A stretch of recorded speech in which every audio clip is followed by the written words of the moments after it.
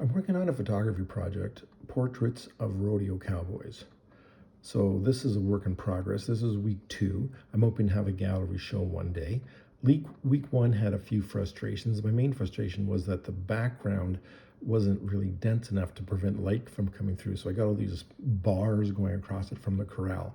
So I've doubled the background up this week, and it seems to be preventing those shadows from coming through. So the basic project is shot on 2¼ black and white portraits, mostly rough stock rodeo cowboys, and I'm hoping, as I said, to have a gallery show. Now the frustrations this week that I dealt with were the background just seems to be too small. I'm hoping to shoot square.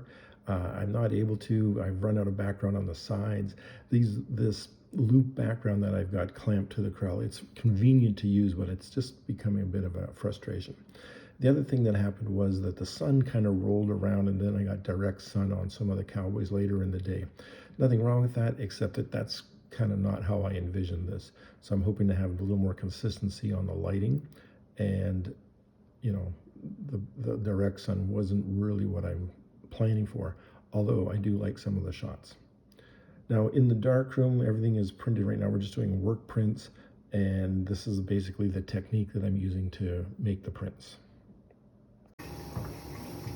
So this is more typical of how things have gone. This is the first print, so this was 7 seconds for a 5x7, so that's 7 seconds. I just thought it was a little bit too light. So then I went 8 seconds, which is right here. That's 8 seconds. So now I kind of like the overall density better. And then I burned it in. Here's what the burn-in looks like. So this was an 8-second exposure, just the burning in part. You can see, I kind of pumped the corners a little bit. And then here's the final work print. 8 seconds, a bit of a dodge on the face, and then that burn-in that I was just showing you to darken in the corners.